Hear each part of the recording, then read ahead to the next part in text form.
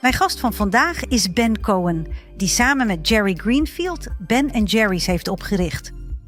Het was 1978 toen ze hun ijssalon begonnen in een gerenoveerd tankstation in Burlington. Ze begonnen ijs te maken met slechts een paar $1000 en hadden de intentie om het vanaf het begin goed te doen. Wat ze toen nog niet wisten, was dat hun bedrijf zou uitgroeien tot een wereldmerk, waarbij goed doen voor de maatschappij en opkomen voor rechtvaardigheid een steeds grotere rol zou spelen. Vandaag spreek ik met hem over wat er nodig is om iets uit het niets op te bouwen en hoe je keuzes blijft maken die ergens voor staan, terwijl alles om je heen groeit. So I was just wondering, what does ice cream stand for in life? It stands for fun, happiness, comfort, celebrations. Some people say it stands for mother's milk. Mm-hmm. It's comfort. It's a lot of memories. People sharing ice cream together and, birthday parties.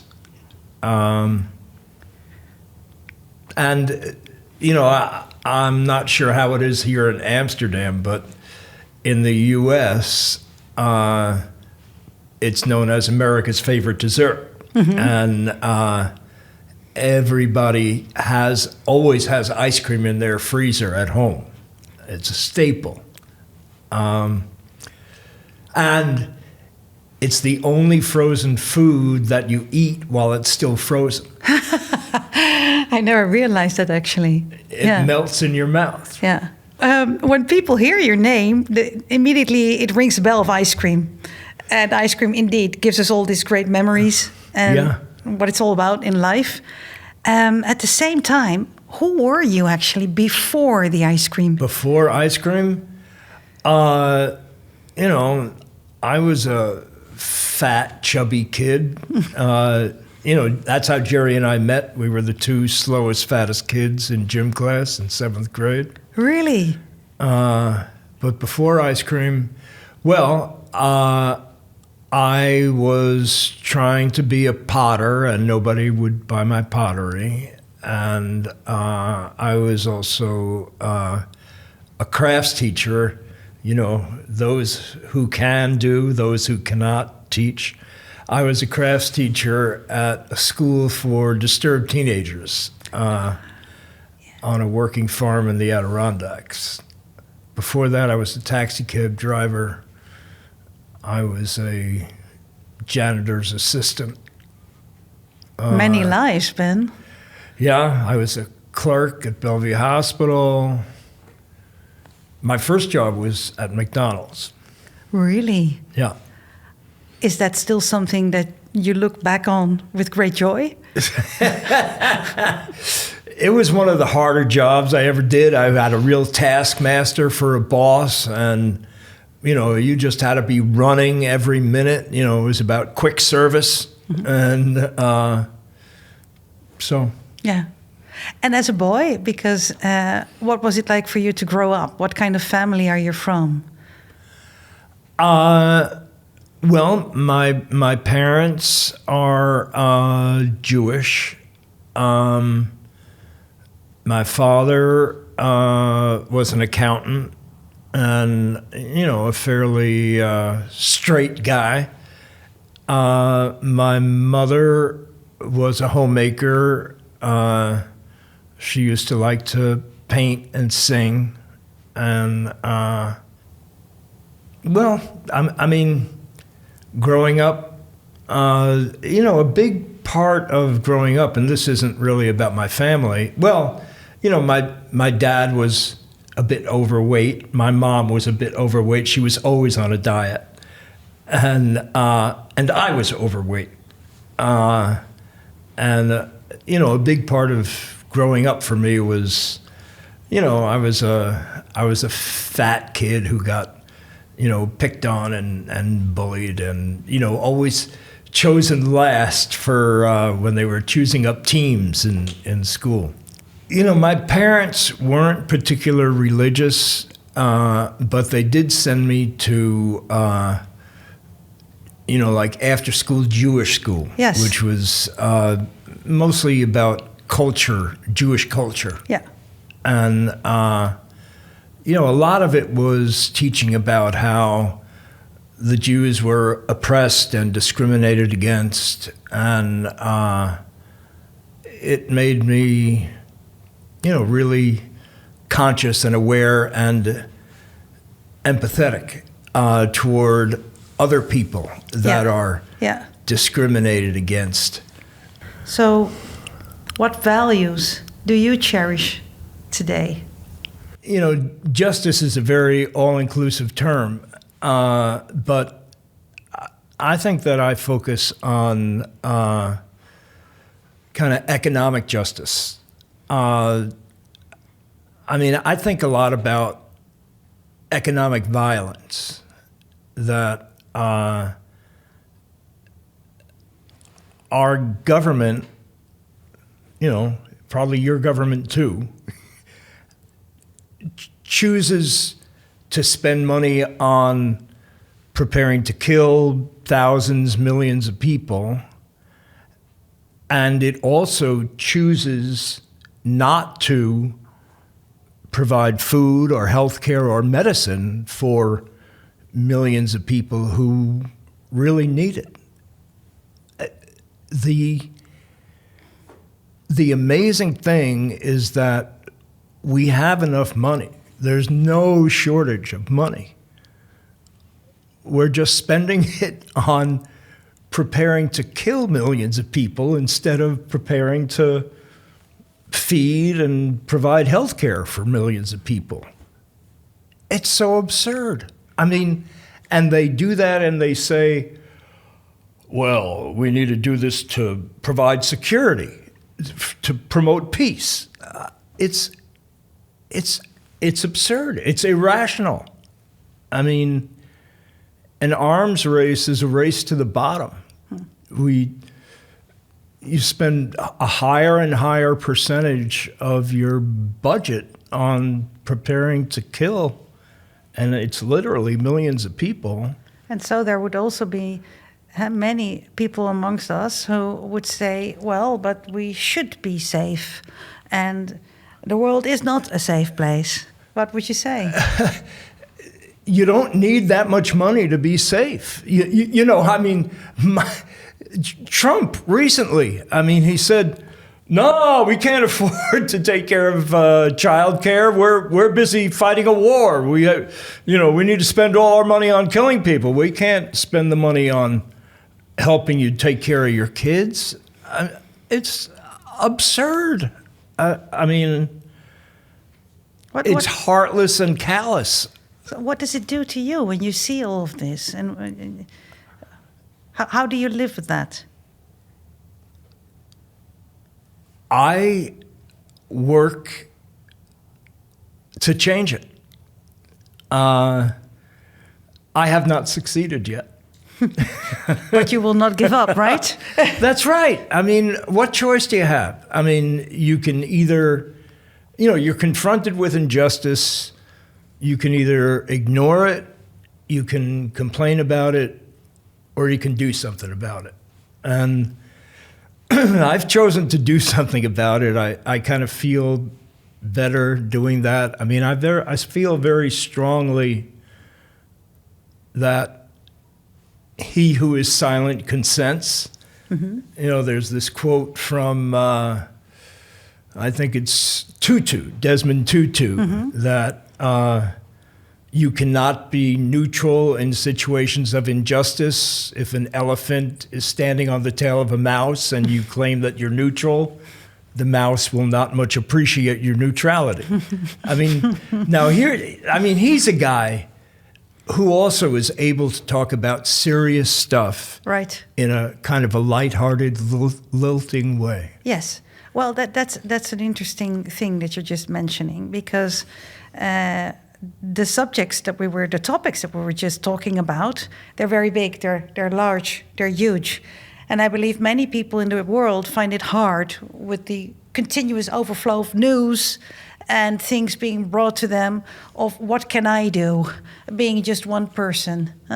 Whereas you are translating that into a creative invention or to protest or to wake up, but not to give up on making that creative translation and in a lighthearted way, as Desmond Tutu also was, is still steering your chair and saying, hey, wake up, think about what you're doing or not doing. Yeah, I mean, you have to do it in a way that's engaging and not off-putting to people. I mean, it's a joyful journey for justice. I mean, it's a happy thing to be fighting for justice. As you were also this morning in Amsterdam, could you take us on a small journey, please? I saw an ice cream cup of Ben & Jerry's running in the streets, being attacked by a Magnum ice cream. You were there, huh? Yes. Why? How come? Well, because the Magnum Ice Cream Company has become the new owner of Ben & Jerry's. And Unilever was it before, right? It used to be Unilever, right? And now it's Magnum. And as soon as Magnum became the new owner, they fired the CEO. They got rid of the independent board of directors. Which you had. You had an independent board of directors who would keep the soul of Ben & Jerry's alive, right? That's exactly right. And so they said, we don't want to keep the soul of Ben & Jerry's alive. We want to change the soul of Ben & Jerry's because we don't want something that's controversial. We don't want things that are going to offend President Trump. And they just don't want to deal with, they have 100 other brands, and none of them have an independent board of directors. And that was quite unique that you did have that in the Unilever time. Yeah, we're told it's the only structure like that in the corporate world. So they're not used to dealing with that type of thing. They don't like to deal with that type of thing, and their way of not dealing with it is to violate the legally binding contract and claim to disband the entire independent board of directors. Why is it so important to actually keep that independent board of directors? What does it stand for? It stands for the values of Ben & Jerry's. It stands for the progressive activist social mission. It stands for using the power of Ben & Jerry's. Using the lovely ice cream, as we talked about at the beginning of our conversation. Absolutely. For showing also what is important to think of. You made many specific ice creams also to highlight certain groups of people who needed more support in an economic system. Yeah, you make statements with the ice cream also. Yeah. I mean, there was. You're not allowed to do that anymore. That's correct. There was a flavor that we made called Pecan Resist that was referring to Trump the first time around and his policies. And no, Ben & Jerry's would not be able to do that again, and that's a big reason why we need to free Ben & Jerry's. Yeah. Why all your listeners need to go to freebenandjerrys.com and help keep Ben & Jerry's heart alive. So let's get back to the heart of the company, of where it started, so we can elope more on this whole story and where we are now, okay? So you started this company with Jerry, of course, a school friend, and you were both the ones who were the slowest in school, being chosen the last, having to carry around a little more weight. I would see it like that. How did you make that decision together to start this ice cream shop, which was on the university premises almost? Well, it was just next to it, was right? in Burlington, right next to the university. Yes. Right, it's a college town. How did we decide that? Well, mostly it was a decision that we're both failures at what we were trying to do. I was trying to be a potter and nobody would buy my pottery. Jerry was trying to be a doctor and he couldn't get into medical school. And so we were talking together one night and we said, well, clearly we're not getting anywhere in the directions we were trying to go. Maybe we should try starting our own business. Sweeten up life with ice cream. Yeah. Well, originally, the idea was we wanted to take a food trend that was starting off in the big cities and bring it to a rural college town, which is where we wanted to live. Mm-hmm. And so the trends that were taking off at the time was bagels and homemade ice cream. And originally we were thinking of doing bagels. Exactly. But we didn't have enough money to buy bagel equipment, so we figured ice cream had to be cheaper. And so this is such fun, isn't it? If you look back on this whole story, you making this choice together with Jerry, saying, well, we cannot afford all the equipment to make bagels, so let's turn into another sector. Let's do the ice cream story. Yeah. It could also have been Ben and Jerry's Bagels. It could have been, but I don't think it would have gone as big. Why? Well, bagels get stale. I mean, we used to talk about, struggling in the early years. We weren't turning a profit, and we were saying, geez, if we had only gotten into the bagel business, the ingredients are really cheap, flour and water, we would have been making a profit. And then we said, but they go stale. Yes, exactly. And by the end, you chose a story, actually a product that keeps very long because you can refrigerate it, you can freeze it. So and something that your listeners should know is that ice cream does keep for a long time in the freezer if it's not at a fluctuating temperature. Mm-hmm.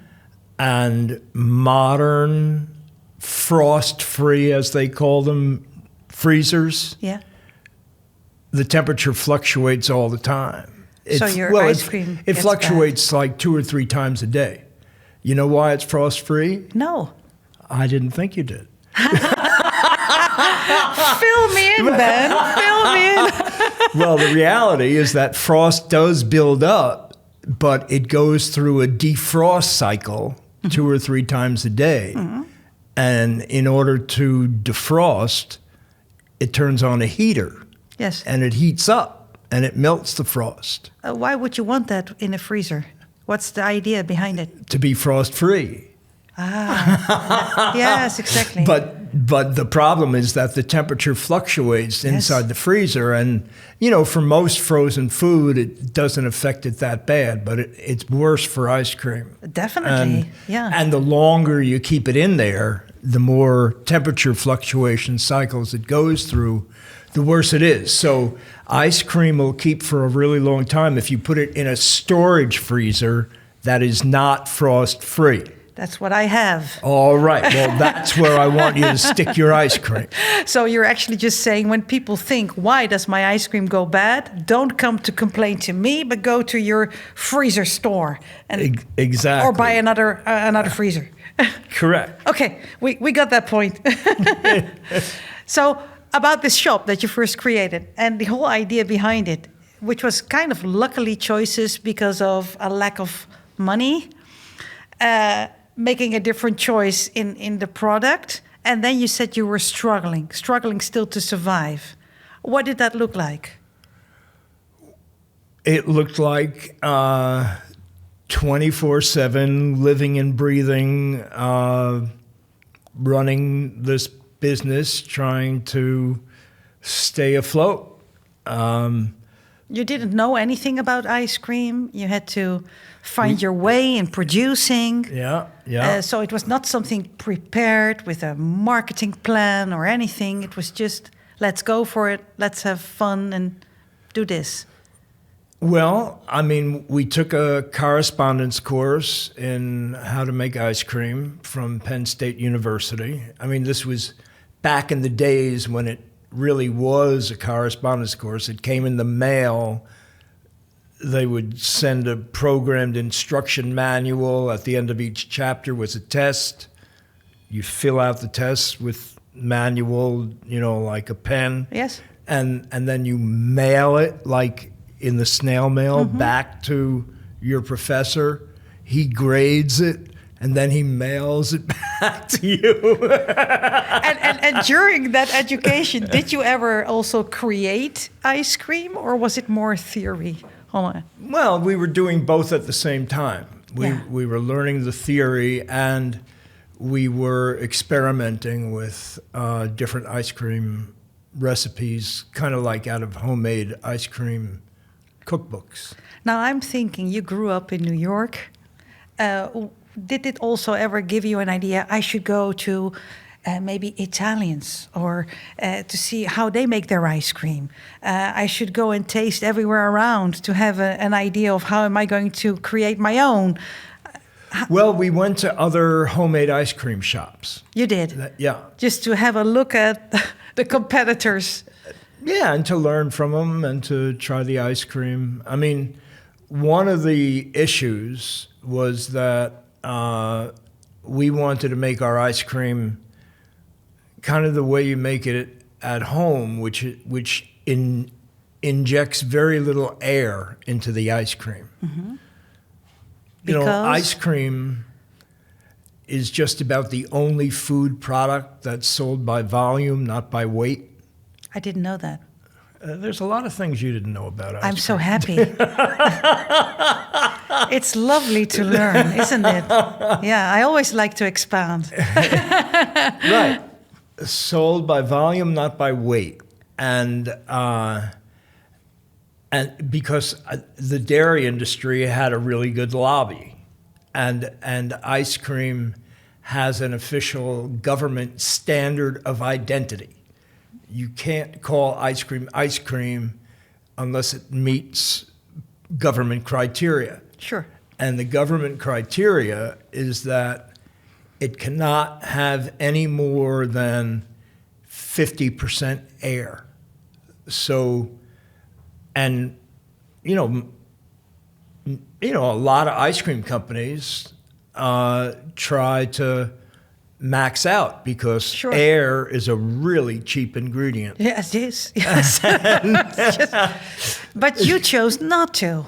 That's right. Why? Because we were making homemade ice cream, and homemade ice cream didn't have a whole lot of air. Well, why did you choose for that? That was a conscious choice, obviously. Yeah, well, we wanted to make ice cream the way we wanted to eat it. Exactly. And we preferred it that way. And, now there's classifications, more or less, of ice cream. So one classification of ice cream is, the classifications are economy, regular, premium, and super premium.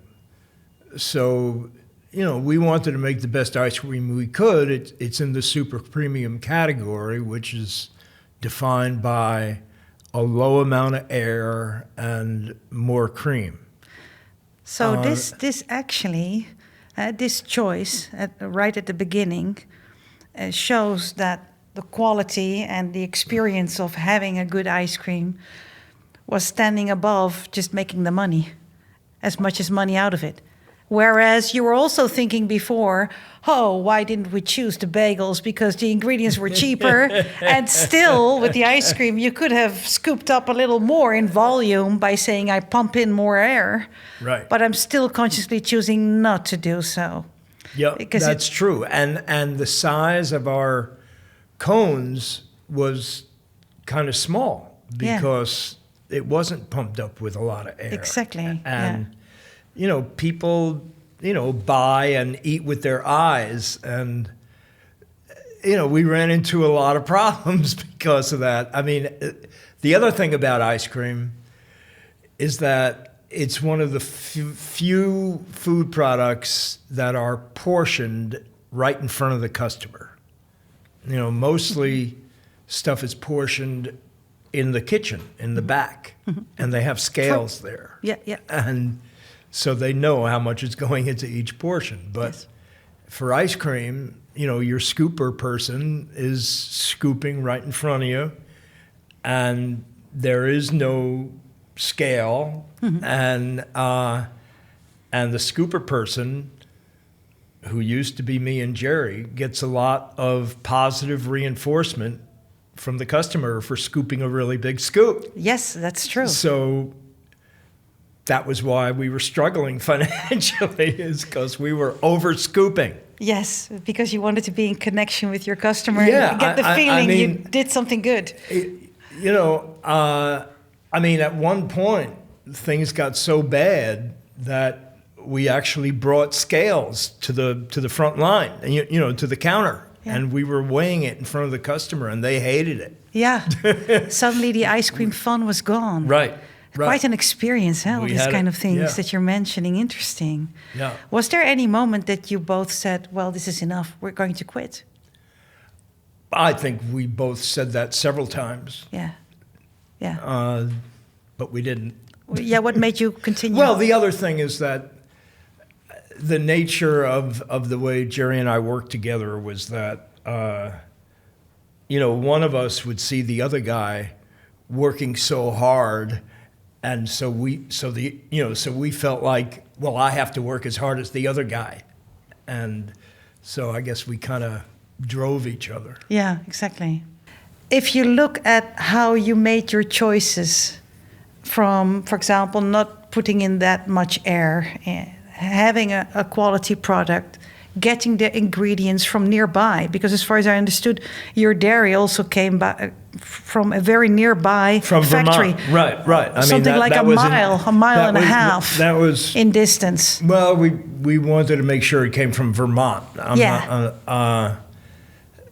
You know, as our ice cream business was starting, Vermont family dairy farms were in financial trouble, and they were going out of business, and we wanted to support them. So this was also a way of doing good. Yeah, you know, I mean, I remember a time when you know, there was one year when you know, the bottom fell out of the dairy market, and the price of milk went to such a low level that farmers were going broke. And Jerry and I decided to keep paying the farmers the same price we had paid in previous years. And I just felt so good about that. You know, I remember when we announced it that, you know, so much money in potential profits was going to come out of our pockets where it did not belong, and into farmers' pockets where it did belong. And the interesting thing, several years later, so we worked with the St. Albans Co-op. That was the group of dairy farmers. Several years later, Ben & Jerry's ran out of space, and we needed extra production space. And the St. Albans Co-op had some, and they just let us use their space. Yeah, that's it. It was really In nice. a way, you're saying, well, first we were struggling just to survive. Then you're surviving, and then you say, well, let's give it back to the farmers who need it. We're going to pay the same. You're going to lose a lot of profit. You also have to be able to do so, of course, financially. Well, but it didn't affect us profit-wise. We would have made windfall profits. Yeah. You know, I mean, that is the nature of, you know, kind of the dairy business. You know, the price that the consumer pays for milk tends to stay kind of the same. Mm-hmm. And if the price that the processor is paying at the farm goes down, they just keep the extra money. Sure. But you gave back. Yeah. And then you see a different system of entrepreneurship, which means they also give back by the end, and it happens naturally. Yeah. Is this kind of flow that you're actually just describing to us, a flow that you build upon? It's a way. How would you describe it? Is it a way of trusting, of doing the right thing that's according to your way of your perspective is doing the right thing, and then somehow it will work out again, this wheel of fortune? Yeah. That you will stay afloat? Right. It works. Right. Well, I mean, what Jerry and I have both said is that there's a spiritual aspect to business just as there is to the lives of individuals. As you give, you receive. As you help others, you're helped in return. As your business supports the community supports your business. Yes. And you can't really prove it, as it is with all spiritual things. But I think that the success of Ben & Jerry's has proven that you can have a business that helps to improve the quality of life for people and works for justice and makes money at the same time. Yeah. There's many people nowadays who are building their companies through communities, who are creating by marketing a community, and think that by creating that community, they will make the profit. It's a different structure as where you are coming from. I mean, you're also working through community, but there's a different starting point, I would say. Mm-hmm. Yeah, it sounds great. I mean, do you think that is something that you should use as a marketing tool, this community way of creation? Or is there another way where you start from? When you talk about it as a marketing tool, I mean, it's what you're doing based on your values, and all you have to do is do it, and it automatically markets. Sometimes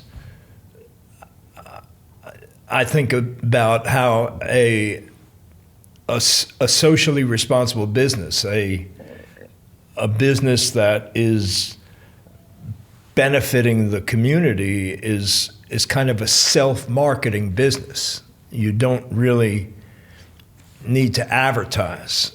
I think Dr. Bronner's soaps has that philosophy. Yeah, but how you are talking about it is actually, it should come from within, right? It should come within your own source of being as a human, as an entrepreneur. It should come from within, that creation through values, through community, as it will start flowing back and forth between you and the people and the society around you. Yeah? Yeah, the intention counts. Exactly. And authenticity counts. Yes. And you can't fake it. Exactly. And that's what I was just trying to pinpoint at, that there are many companies trying to maybe, let's say, fake it, just to generalize for a second there, but to fake it in a way of, we mentioned that we are community driven, but it's actually only a tool of marketing. Exactly. I mean, so you don't believe in that one, right? I mean something that I always notice is all these industrially produced products that describe themselves as artisanal. Exactly. Yes, I can understand that your relation to those kind of products is quite different. Yeah. How much air is in that ice cream? Yeah. Right. Yeah. Okay. So you started to grow and grow with the company. Did you both have suddenly the vision or the idea, we really would like this to become a global brand, or did that just evolve by itself? It just evolved. It just evolved. I mean, we were having a hard time making a profit in the scoop shop, the original scoop shop, and we had some restaurants around the state that were asking us to wholesale our ice cream to them, and so we thought, well, maybe if we start wholesaling tubs of ice cream, 2.5-gallon tubs of ice cream, we wouldn't have the portion control problem and we'd make money. So we started doing that, and then we realized that, when you switch from selling retail to selling wholesale, your markup goes way down. Exactly. And you have to sell a lot more on a wholesale basis to be financially viable. So we thought, in a last-ditch effort to survive, maybe we can pack the ice cream into pint containers, right, and sell them to the small mom-and-pop grocery stores that we were passing on the way to the restaurants. And that's what turned the corner for the business. And so we were selling in Vermont, and then we would sell to distributors in the neighboring states. Yeah, and that's how the growth started. That's how it started, and then this guy called to get in touch and said, I'm planning on coming out with an ice cream that's just like yours, and I'm going to sell the same flavors, and the package is going to look similar. Oh. And you can either merge with me or I'm going to compete with you. And we realized that this guy had a lot of experience in the ice cream industry. Whew. And what happened to the both of you when you heard that? So we didn't want to merge with the guy, but we realized that, we had a plan of going into one or two new markets a year. Mm-hmm. But this guy knew how to get into all the markets in the country overnight. He had a network of co-packers and distributors, and we realized that, he's going to essentially knock off our brand.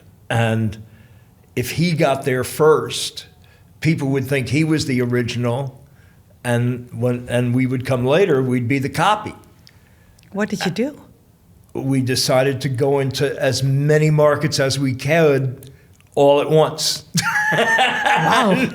Without the network? Right. We just do it. We Somehow call up people? We found some distributors. Right. I mean, this was the way I would find distributors is that I would go to, the city where I was looking to find a distributor. I'd find the yellow pages in a public phone booth. Yeah. Look up ice cream distributors. Yes. And start calling them up. Yeah. So anyhow, we found a bunch of distributors, and that's what drove us to expand pretty rapidly into the United States. Wow, what a story, actually, if you think of it. There you are, first scooping up the ice cream, to struggling to survive, to thinking now we get going, and finding yourself in different states just to try to be quick and fast and keep your market alive. Yeah. So far as that you can do the expansion without being completely out of the market suddenly. Yeah. I mean, this is something, when you're an entrepreneur, you're happy that your product, by the end, is taking wings and you're flying. And then suddenly you get that call from that competitor who says, I'm just going to whoosh you out of the market.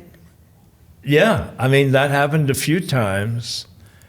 I've talked about how the feeling of the business for, I don't know, the first 5 or 6 years was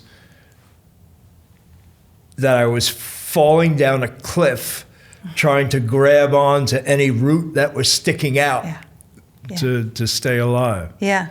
Wow. Yeah. And well, if then you look at fast forwarding a little bit into the stage where you are a global brand and where then suddenly you have shareholders to make things run, of course, expand. And then Ben & Jerry's is sold to Unilever. What happened there? Because this was not your choice, right? To sell it. Right. How did it take place? I think many people do not know. Well, there's your kid. There's your darling, your company. And well, originally, when Ben & Jerry's, a lot of businesses take in investment through venture capital, and Jerry and I felt like taking in venture capital is essentially taking a large amount of money from a few already well-to-do people.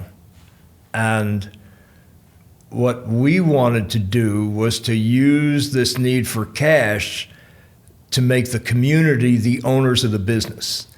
So the way we did that to start was to have an in-state Vermont public stock offering. So you could only buy stock if you lived in Vermont. And by doing it that way, you get around SEC laws. It was the first time it had ever been done in Vermont. And it worked. A new financial model. Also that. Yeah. There were a bunch of other ones after that time. Not in Vermont, but in other states. I can imagine that there were many people willing to step in with great joy after what you had built up there locally with farmers and having that sense of community in your company there already. I mean, 1 out of every 100 Vermont families bought stock. You see? In Ben & Jerry's. It was a very low minimum buy. You could get in on the ground floor for $126. So how did Ben & Jerry's come from that point into getting into a multinational company like Unilever? Yeah, so then we had that structure for a while, and we had these great annual shareholders meetings that were 2-day music festivals, and that's a nice stakeholder meeting. Yes. I mean, usually public companies are trying to hold their annual meetings at inconvenient times in inconvenient places because they don't really want shareholders to show up. We were doing the opposite, but there was no market for the stock, so people owned it, but there wasn't much way for them to make money off it. And so there was some pressure to go public on a national scale because of that. And, then the company was growing and we needed more cash. So we had a national public stock offering, and the company was public as an independent public company for a bunch of years. And then we hired the wrong CEO who saw a way for him to make a bunch of money by selling the company essentially to Unilever. How can that happen without your consent? So the way the law works, the securities law, the SEC, is that if some other entity makes an offer for a public company, and the offer is for significantly above what the current share price is, the company needs to consider that offer. The board of directors needs to consider that offer. And if the amount of money being offered is enough of a premium, what the lawyers said was that we were pretty much forced to sell. Otherwise, there'd be a lot of lawsuits from, other shareholders. Shareholders who say that, well, I owned $10,000 worth of Ben & Jerry's stock. I could have made $20,000, if you took this offer and you didn't. And so you didn't fulfill your so-called fiduciary responsibility, so I'm going to sue you. So anyhow, the board had to go with it. Yeah. So, but yeah, well, Ben, when I listen to you, and when we come to this part of the Ben & Jerry story, I get the feeling that I observe you of a total energy loss. You're very observant. I thought I was hiding it. So, yeah. Well, I can imagine this. I was opposed to that sale. I tried to prevent it, and I failed. And it was a very, very difficult, depressing time for me after that. Yeah, I can imagine. When we just heard your story of where you're coming from, with a whole different type of how to create a business with other people and how to exchange a space of the farmers' cooperation when you needed it and supporting them. And then suddenly it's only about value in dollars. That's the opposite of what you were creating. Yeah? Yeah. Right. Well, I mean, I was opposed to it because I felt like if the company got bought by an entity that did not have the same social mission, that the social mission would die, that they would kill the social mission. I mean, we worked really hard to negotiate this very unusual aspect of the purchase and sales agreement that included this independent board of directors for Ben & Jerry's within Unilever that had power over the social mission and the quality of the product, etc. But actually, maybe that was not completely to be saved anymore, because you're talking about shareholders who were in it for another reason by the end. So well, I was feeling like, right, regardless of what it said on the piece of paper, it wasn't going to work. Part of the soul was already gone. Well, but I was really happily surprised that it did work for quite a few years. Exactly. I mean, it worked for about 20 years. I can imagine it would have been a point of no return for you, where you would say, well, hey, that's the limit. Right. I might start another company. Or did you ever think about that? Or did you want to persist? And I mean, I was just really happy that the social mission kind of thrived under Unilever's ownership. I mean, the other part of it for me was that I feel like kind of one of the biggest problems that we have is the increasing concentration of wealth into the hands of fewer and fewer people.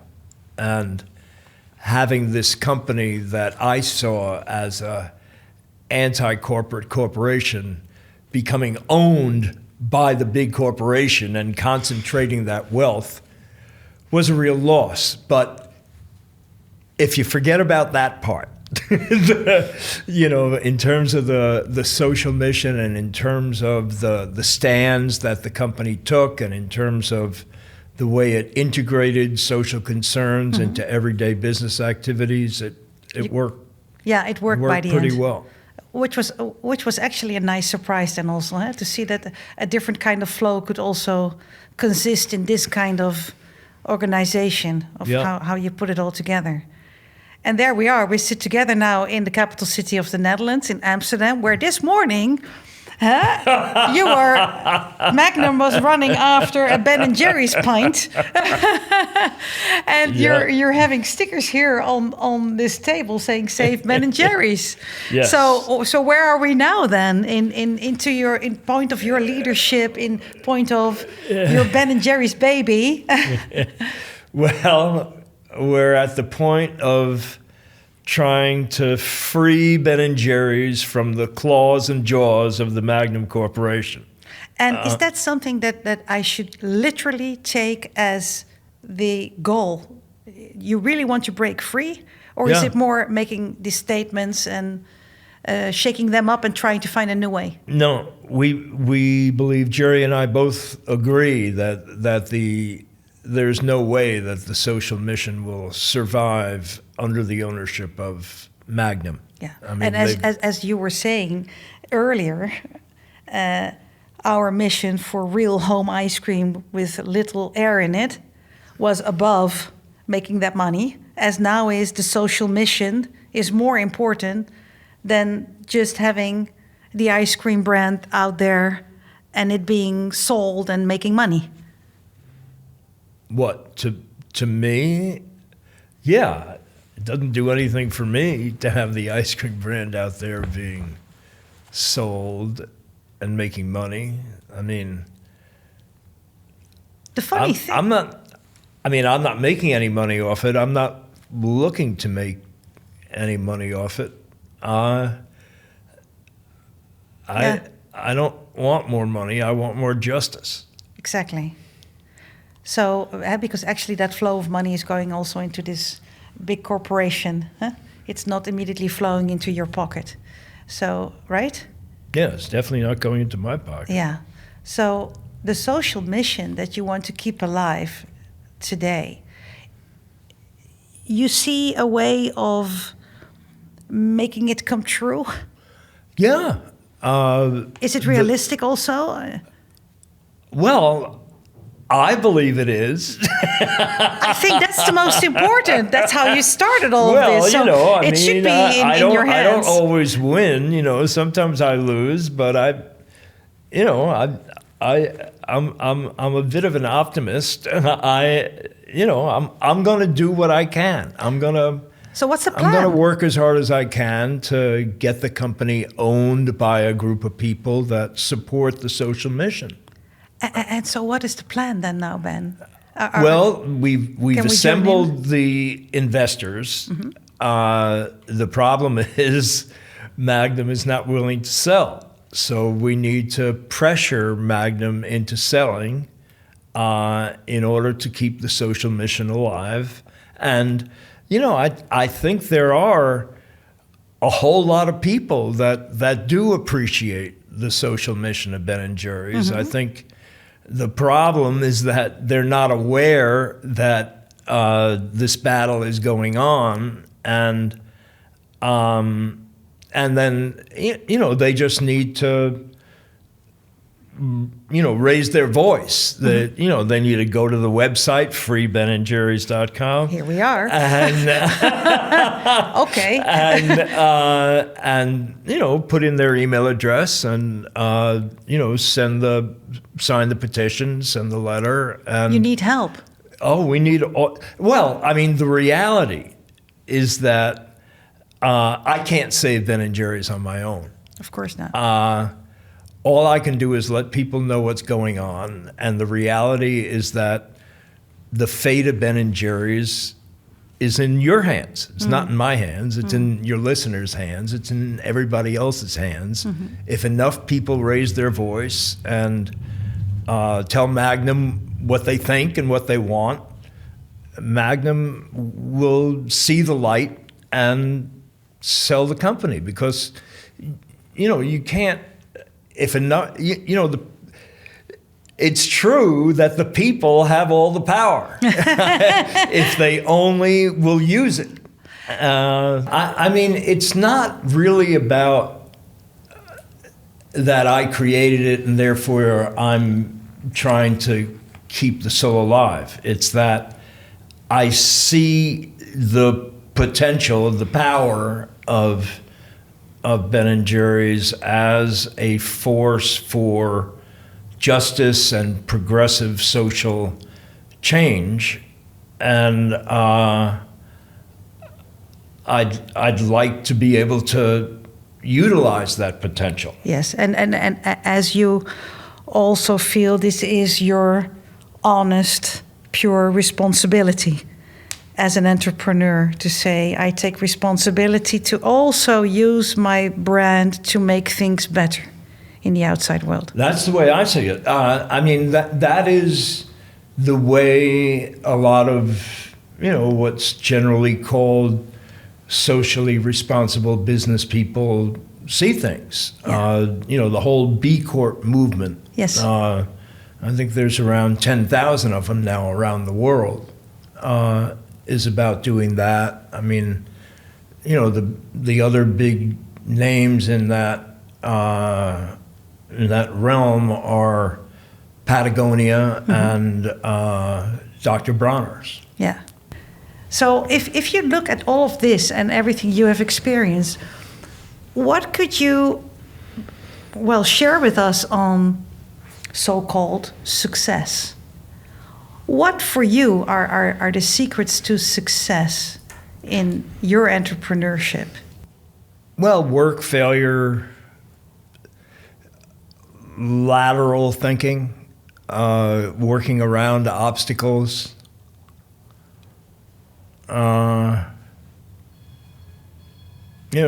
some creativity, and mostly a lot of perseverance. Yes. Perseverance, huh? My mommy always used to tell me, if at first you don't succeed, try again. Yeah. That was a big one. Brush yourself up. They really drummed that one in. Yeah.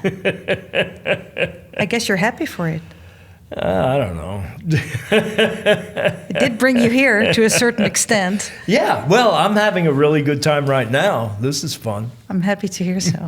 Same here. So, if you would be granted a billboard on our small, tiny railway station of Utrecht, where we will have the Leaders Summit this coming up Thursday then, and everybody who's passing by who's still sleeping or rubbing out sleeping sand off their eyes or are very awake and willing to go for it, if you were allowed to write something there, and let's maybe not say the biggest message, maybe it should be a whisper. How would you like to inspire us? What would you put on that billboard? Cornel West is the guy I've been my mentor, my quotable mentor of the month, maybe of the year. He says that. It's probably even of the last 4 years. Justice is what love looks like in public. There's another great quote from Angela Davis. I'm no longer accepting the things I cannot change. I'm changing the things I cannot accept. They all fall into your street, I would say. Yeah. So that's what I would do. I would put up some quotes from those guys. Yes, exactly, and not put yourself up front. Yeah, exactly. Lovely. And what would you say to entrepreneurs who are now trying to make their way into a business where they do good for a certain part of the world, but find it very hard or are struggling to make it happen, because maybe they're not interested enough for people to invest in or how to find their way. How would you want to help them in that perseverance that you were talking about? What should you keep in mind or in your heart or in your soul? I think to understand that it can be done, that Ben & Jerry's proves it, Patagonia proves it, Dr. Bronner's proves it. There's gobs of smaller companies that prove it. My friend Judy Wicks had a restaurant called the White Dog Cafe that was, she had a program called Eating with the Enemy, and she would set up exchange programs with sister restaurants in countries that the U.S. regarded as enemies. It's a beautiful thing to do, and, made a bunch of money at her restaurant too. Took her customers, on these exchanges. So how would you persevere? What would you say to me if I would ask you, how should I persevere then, if it's difficult? How should you persevere? Yes. To keep in mind, you said that it can be done because you showed it with Ben & Jerry's and others showed it. Well, you can use your voice as a business, which is, comparatively inexpensive. You can take a stand on things that you believe in publicly, and understanding that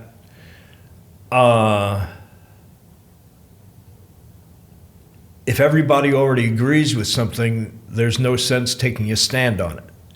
So, by definition, taking a stand means that you're going to get pushback from people who don't agree.